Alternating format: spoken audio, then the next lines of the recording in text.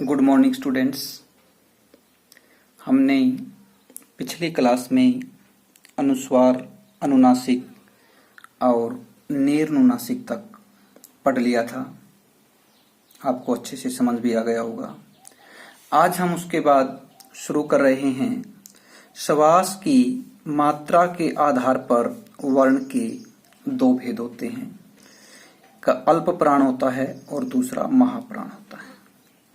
अल्प प्राण देखिए, जिन ध्वनियों के उच्चारण में फेफड़ों से निकलने वाली वायु की मात्रा कम होती है उन्हें अल्प प्राण कहते हैं।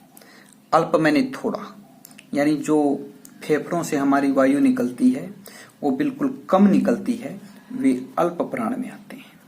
और वे होते कौन से हैं? वे होते हैं प्रत्येक वर्ग का पहला, तीसरा और पांचवा वर्ण। यानी जो हमारे 5 वर्ग हैं, क वर्ग, च वर्ग, ट वर्ग, त वर्ग और प वर्ग, उनमें से पांचों जो वर्ग हैं उन पांचों वर्गों के पहले, तीसरे और पांचवें वर्ण हैं वे अल्प प्राण होते हैं। लिख भी दिया है क, ग, ng, च, ज, य, ट, ड, अण, त, द, न, प, ब, म। ये सभी के सभी पहले, तीसरे और पांचवें वर्ण हैं। इसके साथ ही अंतस्थ व्यंजन, कौन कौन से अंतस्थ? य, र, ल, व, 4 ही अंतस्थ होते हैं। चारों ये व्यंजन और सभी स्वर अल्प प्राण होते हैं। यानी अगर अल्प प्राण की परिभाषा पूछी जाती है तो आप कहेंगे जिन ध्वनि के उच्चारण में फेफड़ों से निकलने वाली वायु की मात्रा कम होती है उन्हें अल्प प्राण कहते हैं। और प्रश्न ये उठे कि अल्प प्राण कौन से होते हैं, तो आप कहेंगे सभी स्वर और प्रत्येक वर्ग का पहला, तीसरा और पांचवा वर्ण तथा य, र, ल और व, ये सभी अल्प प्राण होते हैं। इसके बाद देखिए महाप्राण। महाप्राण में बताया है जिन ध्वनियों के उच्चारण में फेफड़ों से निकलने वाली वायु की मात्रा अल्प प्राण से कुछ अधिक होती है, अल्प प्राण से कुछ अधिक होती है, उन्हें महाप्राण कहते हैं। प्रत्येक वर्ग का दूसरा, चौथा वर्ण, दूसरा चौथा वर्ण कौन कौन सा? ख, घ, छ, झ, ठ, ढ, थ, ध, फ और भ तथा उष्म व्यंजन श, स, स और है, ये महाप्राण व्यंजन होते हैं। देखिए अल्प प्राण में प्रत्येक वर्ग का पहला, तीसरा और पांचवा वर्ण लिया गया था, तो इसमें बच कौन सा गया? दूसरा और चौथा। तो दूसरा और चौथा क्या हो गया? महाप्राण हो गया। उसमें सभी स्वर आ गए थे, स्वर तो यहाँ बचे ही नहीं। उसमें अंतस्थ व्यंजन आ गए थे, तो यहाँ पे उष्म व्यंजन आ गए हैं। अल्प प्राणों की कुल संख्या 19 व्यंजन और 11 स्वर, यानी कुल मिलाकर तो ये 30 हो गए हैं, लेकिन व्यंजन की जहां तक बात की जाए तो 19 हैं और स्वर 11 हैं। और महाप्राणों की कुल संख्या 14, इनमें व्यंजन ही आते हैं खाली, तो ये 14 हैं। अब बात आती है आगे स्वर तंत्रियों में कंपन के आधार पर वर्णों के भेद। तो श्वास के आधार पर भी हमने 2 ही भेद बनाए थे, अल्प प्राण और महाप्राण, और स्वर तंत्रियों में कंपन के आधार पर भी वर्ण के 2 भेद ही होते हैं। एक तो सघोष होता है जिसको घोष भी कह दिया जाता है, और दूसरा अघोष होता है। सघोष या घोष देखिए, जिन ध्वनियों के उच्चारण में स्वर तंत्रियों में कंपन होता है उन्हें घोष या सघोष ध्वनियां कहते हैं। यानी स्वर तंत्रियों में जहां कंपन होगा तो कौन से होंगे? हमारे सघोष होंगे। प्रत्येक वर्ग का तीसरा, चौथा, पांचवा वर्ण, यानी ग, घ, ng, ज, झ, य, ड, ढ, अण, द, ध, न, ब, भ, म और य, र, ल, व, है तथा सभी स्वर सघोष ध्वनियां होती हैं। देखिए ध्यान दीजिए, यहाँ पर प्रत्येक वर्ग का तीसरा, चौथा और पांचवा वर्ण होता है, जो ये लिख के भी दर्शा दिए गए हैं, आप इन्हें पढ़ें। इसके साथ ही इसमें अंतस्थ व्यंजन सारे आ गए हैं, य र ल व, और एक उष्म से भी आ गया है। ये सभी के सभी सघोष ध्वनियां हैं।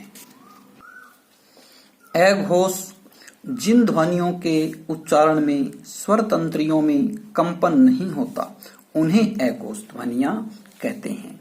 जिनमें कंपन होता है वे तो सघोष या घोष हो गई हैं, और जिनमें कंपन नहीं होता उन्हें अघोष ध्वनियां कहते हैं। प्रत्येक वर्ग का पहला व दूसरा वर्ण यानी क ख च छ ट ठ त थ और प फ तथा श स अघोष ध्वनियां होती हैं।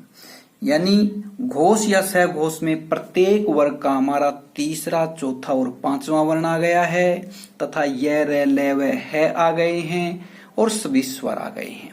और अघोष में हमारे आ गए हैं प्रत्येक वर्ग का पहला और दूसरा वर्ण, क्योंकि यही बचे हैं। और उसके बाद जो उष्म व्यंजन बचे हैं उनमें से भी तीन ही हैं, श, श और स।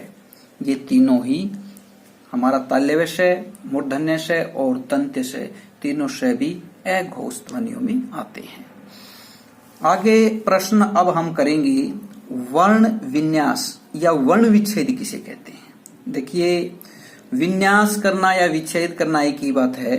जब किसी शब्द में निहित स्वरों और व्यंजनों को अलग अलग कर दिया जाता है तो वह वर्ण विन्यास या वर्ण विच्छेद कहलाता है। जैसे कक्षा क जमा अ जमा क जमा श जमा आ, प्राज्ञा प जमा र जमा अ जमा ज जमा य जमा आ, विद्यालय व जमा ई जमा द जमा य जमा आ जमा ल जमा अ जमा य और जमा अ, राष्ट्रीय र जमा आ जमा श जमा ट जमा र जमा ई जमा य और जमा ए। उदाहरण के लिए आप और भी देख सकते हैं, जैसे हम लिख रहे हैं कृत्रिम, कर्तृम। क्या करोगे, क जमा री जमा त जमा र जमा ई जमा में और जमा ए, कृत्रिम। और देख सकते हो, जैसे हम लिख रहे हैं उद्यान।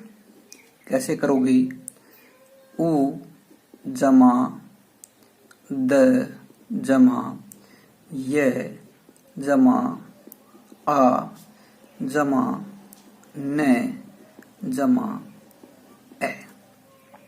और भी देख सकते हैं आप, जैसे हम लिख रहे हैं, लिख लीजिए संज्ञा, संज्ञा स जमा उंग जमा ज जमा ये जमा आ। और तीन वर्ण है हमारे, उनका विशेष प्रकार से आप देख लीजिए। एक तो आप श का देख लीजिए, इसका वर्ण विच्छेद होता है क जमा श जमा ए, श। और एक देख लीजिए आप त्र, इसका होगा त जमा रे और जमा ए।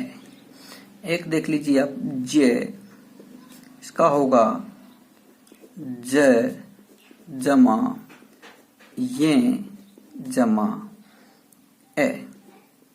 श्रेय का देख लीजिए, इसका होगा श जमा रे और जमा ए।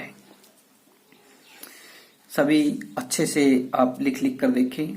आप और भी कोई भी नाम बनाकर देखें, किसी नाम का वर्ण विच्छेद करें, आप अपने खुद का नाम का वर्ण विच्छेद भी करके देखें। और भी कोई शब्द है उसका वर्ण विच्छेद भी आप करके ऐसे देख सकते हैं। और ये आना आपको बहुत जरूरी है, क्योंकि इसके बाद हम आगे जब संधि पढ़ेंगे तब ये जो वर्ण विच्छेद हमने पढ़ा है तो बड़ा काम आएगा आगे। तो प्यारे विद्यार्थियों, आज के लिए इतना ही। इसके साथ ही हमारा जो वर्ण विचार का पाठ है ये यहाँ आज समाप्त होता है और अगली क्लास में एक नए पाठ के सामने फिर आपसे मुलाकात होगी। आपका दिन शुभ हो। धन्यवाद।